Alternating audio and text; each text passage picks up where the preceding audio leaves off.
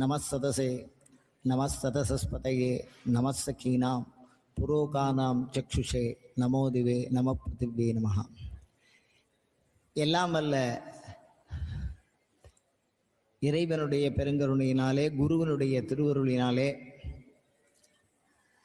ஆகமத்தில் பக்தி மார்க்கம் அப்படின்னு சிந்திக்கப்போ. பக்தி அப்படிங்கிற வார்த்தைய நாம காதுல கேட்ட உடனேயே நம்ம மனசுல என்ன தோன்றது அப்படின்னு சொன்னா, கோயில்களில் இருக்கக்கூடிய இறைவனை, அவன் மீது செலுத்துகிற அன்பு அப்படிங்கிறது தான் நம்ம மனசுல தெரியும். பக்தினா அதான். இறை அன்பு அப்படின்னு வேணா தமிழ்ல சொல்லலாமா அப்படின்னு கேட்டா, அப்ப ஆகமும் என்ன பக்தியை சொல்றது? பக்திக்கு ஒவ்வொரு சமயமும் தனித்தனியா விளக்கம் கொடுத்துருக்கா. அப்படி கொடுத்தா கூட பக்தி அப்படிங்கிற வார்த்தை வினைச்சொல், தாதுன்னு சொல்லுவோம். அப்படின்னா என்ன அர்த்தம் அப்படின்னு அர்த்தம். பக்திங்கிற வார்த்தைக்கு ஒட்டுவது அப்படின்னு அர்த்தம். பக்திங்கிற வார்த்தைக்கு உண்ணுவது அப்படின்னு அர்த்தம். உண்ணுவதுன்னா அனுபவிப்பது அப்படின்னு அர்த்தம் பக்தினா. இப்ப ஆகமத்துல இந்த பக்தி எந்த அளவுக்கு வருது? சரியை, கிரியை, யோகம், ஞானம், பிரதிஷ்டை, உற்சவம், பிராயச்சித்தம் இதெல்லாம் இருக்கக்கூடிய விஷயத்துல இந்த பக்தியை பத்தி ஏதாவது சொல்லியிருக்கா?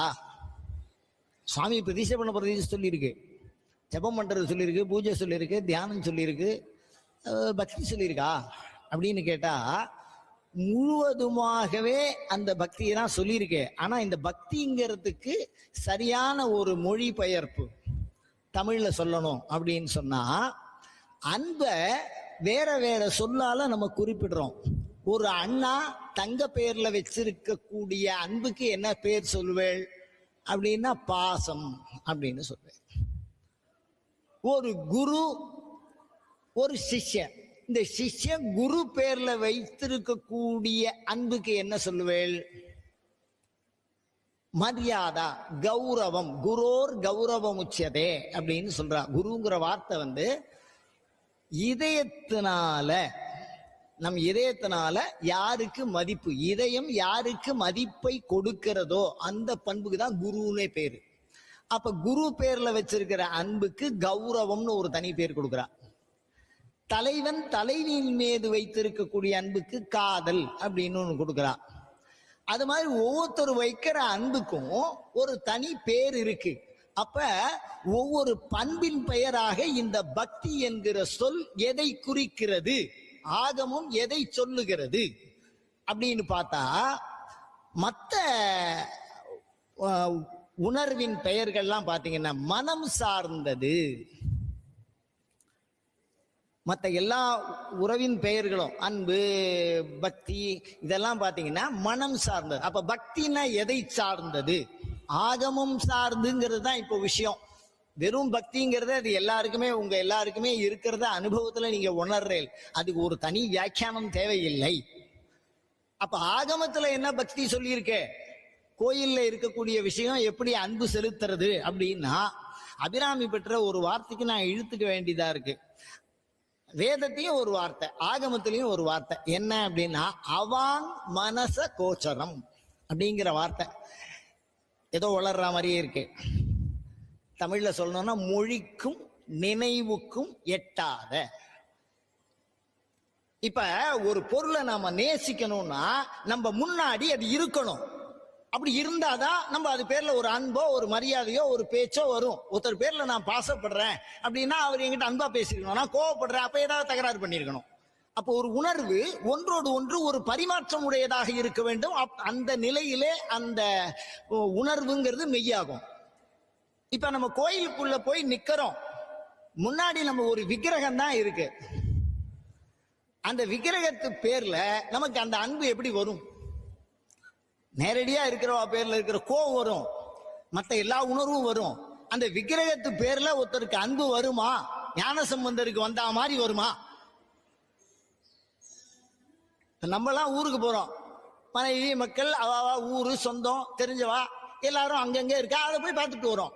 அந்த மாதிரி ஞானசம்பந்தருங்கிற ஒரு பக்தர் என்ன பண்ணாரு, அவர் சொந்தக்கார வீட்டுக்கெல்லாம் எங்கேயும் போல, கோயிலா போயிருக்காரு.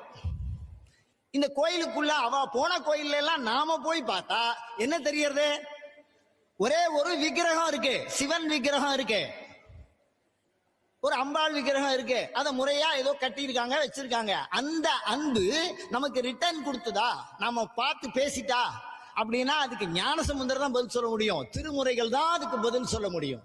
காரணம் என்ன அப்படின்னா, அவர்கள் அந்த உணர்வை தன் அனுபவத்தில் உணர்ந்தார்கள், உரைத்தார்கள், அனுபவித்தார்கள். அப்படி உணர்ந்தவனால உரைக்க முடியாது, உரைக்கிறவனால அனுபவிக்க முடியாது, வாய்ப்பே கிடையாது. காரணம் என்ன, 60 நாயன்மாரை வரிசையில வச்சுட்டு 3 பேரை தனியா ஒரு கிளாசிபிகேஷன் பண்றீங்க. இவா எல்லாருமே உணர்ந்திருக்கா, சில பேரு அதை உணர்த்த முடியல. கோயில்ல இருக்கக்கூடிய அந்த தேவதை கூட ஒரு பேசியிருக்கார். அபிராமி பட்டர் சொல்றார் ஒரு இடத்துல, குறித்தேன் மனத்தில் நின் கோலம் எல்லாம் நின் குறிப்பு அறிந்து. இங்கதான் இந்த பக்திக்கு நம்ம புரிய வைக்கிறதுக்காக எடுத்துக்கிறேன். ஏன்னா என்னுடைய தலைப்பு ஆகமம். அவர் பரமாகம பத்ததியே, நான் பரமாகமம்ங்கிற ஒரு நூல் இருக்கிறதா தர்மயாதீனத்தில் கிட்டத்தட்ட ஒரு 60 ஆகம குறிப்பு அந்த ஞானாவரண விளக்கத்துல இருக்கு, நம்ம ஆதீனம் போட்ட புத்தகத்துல.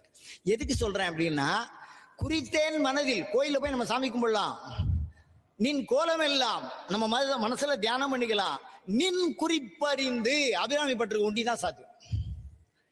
அம்பாள் என்ன சொல்றா அப்படின்னு காதுல வாங்கி குறிச்சிருக்காரு.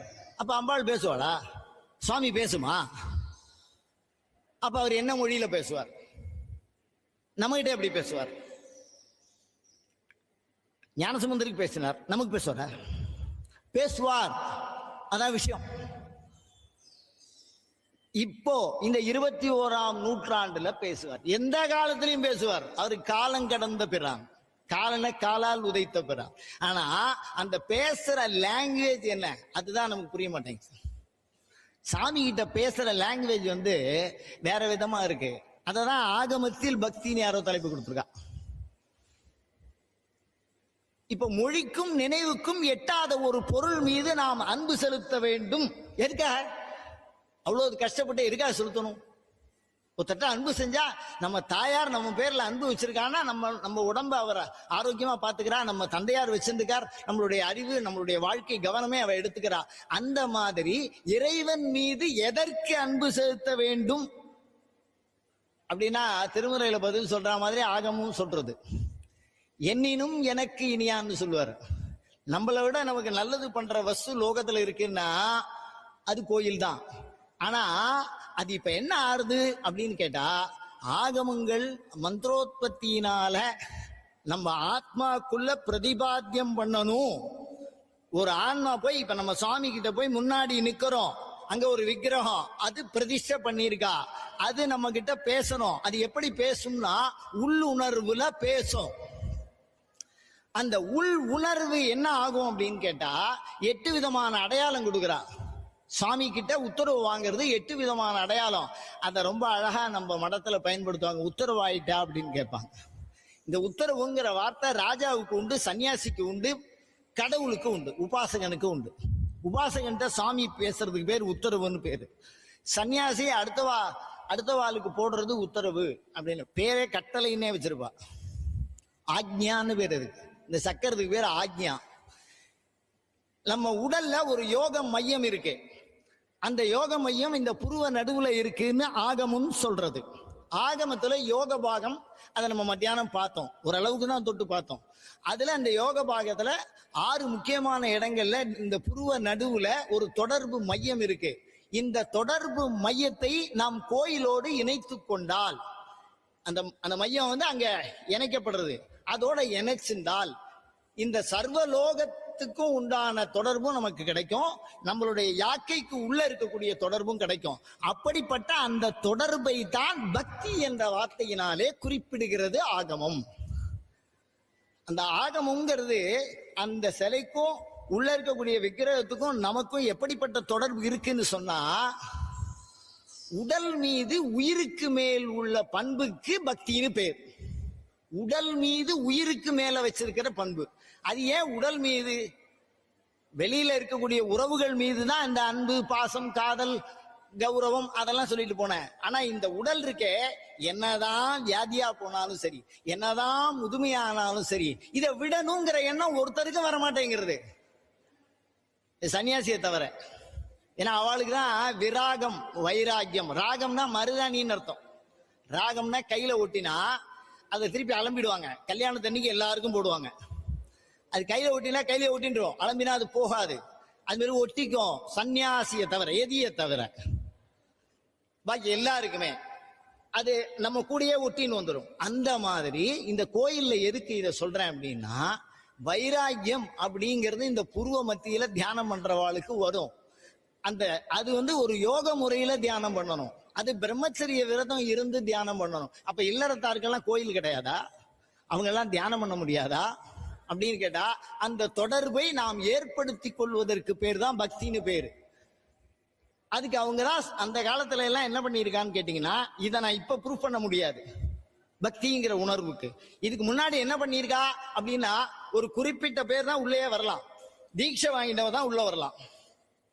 சமய தீட்சை, நிர்வாண தீட்சை, விசேட தீட்சை, ஆச்சாரிய அபிஷேகம், கோயிலுக்குள்ள எந்த பணியை பண்ணினாலும் ஒரு தீட்சை கொடுத்துருவா. ஹிருதய சிவம், சிரசிவம், கவச்ச சிவம்லாம் அந்த கல்வெட்டுல பேர் வருது. அந்த தீட்சை எடுத்துக்கணும். அந்த தீட்சையில தான் ஆகமங்கள் அந்த பக்தியை எப்படி உருவாக்க முடியும்னு. அந்த தீட்சையில நியாசம்னு ஒண்ணு பண்ணுவா. அந்த நியாசம்ங்கிறது என்னன்னா, நீ தேவதா. நான் இதெல்லாம் ஆகமமா சொன்னா யாருக்கும் புரியாதுன்னு எனக்கு கண்டிப்பா தெரியும். அதனால ஒரு சின்ன உதாரணத்தினால நான் சொல்றேன். என் கையில இருக்கக்கூடிய இந்த செல்லை பாருங்க, இதுதான் கோயில். இந்த மாதிரி விஞ்ஞானம் இந்த 21ஆம் நூற்றாண்டுல 2000 வருஷத்துக்கு முன்னாடி பெருமாளே சொல்லியிருக்காரு. எப்படி அப்படின்னு கேட்டா, இந்த நம்பர்ல இருந்து பேசினா அமெரிக்காவுக்கு கேக்குது. இங்க இருந்து அமெரிக்காவுக்கு என்ன தொடர்பு அப்படின்னா, நான் காசு கட்டலைன்னா இடையில நீங்க கரெக்டா நீங்க காசு கட்டலைன்னா அந்த தொடர்பை துண்டிச்சு விடுறது. அதுவே இங்க இருந்து இந்த ஒலி அலைகள் மூலியமா அங்க பேசுறோம், முடியறது நம்மளால. அதே மாதிரி இறைவன் என்கிறவன் ஒரு சாதனம். இந்த மாதிரி ஒரு செல்லு மாதிரி ஒரு சாதனம். நீங்க கோயிலுக்கு முன்னாடி போயிட்டீங்கன்னா அந்த சன்னதி ஒரு சாதனம். அந்த சாதனம் என்ன பண்ணும் அப்படின்னு கேட்டா, இந்த உடம்புல இருக்கக்கூடிய அனைத்து கர்மாவையும் போக்கிடும். இந்த உடம்புல இருக்கக்கூடிய ஆன்மாவை வெளியில காட்டும். சரி, அதெல்லாம் எதுக்கு தெரிஞ்சுக்கணும் அப்படின்னா, எல்லா கர்மாவும் எதுக்கு போகணும்? கர்மான்னா புரியும், புரியல. எல்லாருக்கும் இதே வார்த்தையை சொல்றீங்க. பாவம்னா இதே வார்த்தையை சொல்றீங்க. சமஸ்த துரிதக்ஷயத்வாரான்னு எங்க போனாலும் சங்கல்பம் பண்றீங்க. பெருமா கோயிலா தான், சிவன் கோயிலும் அதான், அம்பாள் கோயிலும் அதான். என்ன பாவம் பண்ணிட்டோம்னு எங்களுக்கே தெரியல அப்படின்லாம் நமக்கு ஒரு சந்தேகம் வருது. ஒரே ஒரு விஷயம்தான், எல்லா மனிதனுமே ரெண்டே விஷயத்துல முடிஞ்சிடறான். ஒன்னு சுக பிராப்தி, ஒன்னு துக்க நிவர்த்தி. நம்ம எல்லாரும் சுகத்தை குறிச்சு போறோம், துக்கத்தை நிவர்த்தி பண்ணிக்கணும்னு நினைக்கிறோம். அதுக்கு ஒவ்வொருத்தரும் வேற வேற வழியில முயற்சி பண்றோம். ஒரு டாக்டர் இருக்கார், நோயை மருத்துவத்தினால ஆபரேஷன் பண்ணி மருந்து கொடுத்து சரி பண்ணணும்னு நினைக்கிறார். அப்ப அந்த நோயினை சரிப்படுத்துவதற்கு அவர் ஒரு வழியை, ஒரு மெத்தடாலஜி யூஸ் பண்றார். அதே மாதிரி ஆலயங்கள் உடல்ல இருக்கக்கூடிய நோயை நிவர்த்தி பண்றதுக்கு ஒரு வழி பண்ணுது. அதுதான் இந்த பக்தி. இந்த கோயிலுக்கும் அந்த சாமிக்கும் உங்களுக்கும் உண்டான உறவு, அதை ஏற்படுத்திட்டா உங்க உடம்புல இருக்கக்கூடிய ஒரு வியாதியை கூட இல்லாம அதை அழிக்கும். இந்த கலை அழிந்து வருகிறது கொஞ்சம் கொஞ்சமா. சன்னிதானம் மாதிரி உள்ளவாதான் இதை வளர்த்துன்னு வரா இந்த ஆகம கலைகள். இதை பூத சுத்தின்னு ஒரு பகுதியில ஓரத்துல கும்பாபிஷேகத்துல ஒரு பகுதி ஒரு 1/2 hour சொல்லுவோம், அவ்வளவுதான். அதுக்கப்புறம் அதை பத்தி யாரும் பேசுறது இல்லை. இந்த முதல் விஷயமே அதுதான். என்ன அப்படின்னா, அந்த பக்திக்கு என்ன பேரு அப்படின்னா, இந்த செல்லு மாதிரி நீங்க முதல்ல தீட்சை வாங்கிக்கணும். அதுதான் உங்க சிம் கார்டு. சிம் கார்டை போட்டேன்னா அது உங்க பேருக்கு மாத்திரம் வந்துடும். ஆதார் கார்டை வச்சு ஒரு தீட்சை வாங்கிக்கணும். அப்ப சிம் கார்டு அதுல போட்டுட்டேல கோயிலுக்கு போகணும். அது 2வது விஷயம், ஒரு செல்லு வாங்குறது. அதுக்கப்புறம் அந்த தொடர்பு வச்சுக்கிறதுக்கு பணம் கட்டணும். அதுதான் பூஜை. இந்த பணம் கட்டலே இது நின்று போயிடும். அதே மாதிரி இந்த பூஜை அந்த குரு சொல்றத அப்படியே ஃபாலோ பண்றது. அப்படி ஃபாலோ பண்ணா பூஜை. அப்படி பண்ணினால் என்ன ஆகும்னா நம்ம என்ன கேட்க போறோம்? உடம்பு ஆரோக்கியமா இருக்கும் கேட்போம், வியாதி இல்லாம இருக்கும். யாரா இருக்கட்டும், அதெல்லாம் எடுத்த உடனே சதமானம்பவதி சதாயு புருஷ சதேந்திரிய ஆயுஷேவேந்திரிய பிரதிதிஷ்டதே. 100 வருஷம் வரைக்கும் வாழு, சௌக்கியமா வாழ், ஆரோக்கியமா இருக்கணும். 100 வருஷம் எடுக்க கொடுக்க இருக்கக்கூடாதுன்னு சொல்லுவா, வழக்கத்துல இருக்கு இன்னும் லோகத்துல. அப்படி ஒரு சௌக்கியம் வேணும். அந்த சௌக்கியத்தை அந்த பிரார்த்தனை கொடுத்துடும். நீங்க உள்ள போய் வைத்தியநாத சுவாமி முன்னாடி நில்லுங்கோ, அந்த இடத்துல ஒரு 2 நிமிஷம் யோசிங்க. உங்களுக்குள்ள அந்த கதிர் உள்ள போகும். எல்லாமே ஒளி அலை. இங்க இருந்து அமெரிக்காவுக்கு பேசுறேன்னா காதால கேட்கிற ஒளி அலையை ஒத்துக்கிறீங்க, வீடியோ கால்ல கண்ணால பாக்குற ஒளி அலையை சொல்றீங்க. இத அழகா சொல்றான், நாத விந்து கலா தீதா நமோ நமன். இந்த ஒளியினாலே ஒரு தொடர்பை ஏற்படுத்தி கொண்டிருக்கிறீர்கள். அந்த தொடர்பின் மூலமாக உங்கள் உள்ளத்திற்குள்ளே, உங்கள் உடலுக்குள்ளே, உங்கள் ஆன்மாவிற்குள்ளே, உங்கள் அறிவிற்குள்ளே, உங்கள் எண்ணத்திற்குள்ளே இறையருளை பிரவேசிக்க செய்கிற எந்த ஆற்றல் உண்டோ அந்த ஆற்றலுக்கு பக்தி என்று பெயர். அதைத்தான் ஆகமங்கள் பரிந்துரை செய்கிறது. சாமி கும்பிடுனா உட்கார்ந்து வேடிக்கை பார்த்துட்டே இருப்போம், கேட்டுட்டே இருப்போம், இங்கேதான் இருக்கோம். கை ஒன்று செய்ய கருத்து ஒன்று நாட மெய்யொன்று சார. உட்கார முடியல, கால் மரத்து வச்சு இப்படி வச்சுக்கிறோம், முடியலையே, என்ன பண்றது? கவனம் அங்க திரும்புறது. திரும்புமா திரும்பலையா? அப்படி எந்த இடத்துலையும் திரும்பாம உங்களுடைய கவனத்தை, உங்களுடைய எண்ண ஒருமித்தலை, அதனால் ஆலயம், எண்ண ஒருமித்தலை நீங்கள் செலுத்துவீர்களானால் ஒரு மருத்துவமனையில் இருந்து ஒரு நோயாளி குணமாகி வெளியிலே வருவது போல் வெளியே வருவீர்கள். ஒரு மனதிலே இருக்கக்கூடிய அனைத்து துன்பங்களில் இருந்து நீங்கி நீங்கள் ஒரு மகிழ்ச்சியான மனிதனாய் வெளியிலே வருவீர்கள். நீங்கள் அழிவிலே குழப்பத்தில் இருந்த மனிதர்கள் மிக தெளிவான ஒரு உறுதியான முடிவை எடுப்பீர்கள். உங்கள் ஆன்மா சுதந்திரமாக இருக்கும். அப்படிப்பட்ட அனைத்திற்கும் நன்மை செய்யக்கூடிய அந்த உணர்வை நமக்கு சொல்லி தருவது ஆகமம். அதுக்கான புறச்சூழலை உருவாக்குகிறது. ஒரு செல்லை நம்ம எப்படி வாங்கிண்டா நமக்கு எல்லாருக்கூடையும் எப்பொழுதுமே நம்ம பேசுறதுக்கு ஒத்தாசை பண்றோமோ, அதே மாதிரிதான் இந்த ஆகமம் பக்தியின் வழியாக அனுபவ சாத்தியப்படுத்தி மனித வாழ்க்கையை செம்மைப்படுத்துகிறது. அத்தகைய செம்மையை அனைவரும் அடைய முயல்வோமாக. அயம் தர்மஹா உத்தரோத்தராபிவிருத்தி.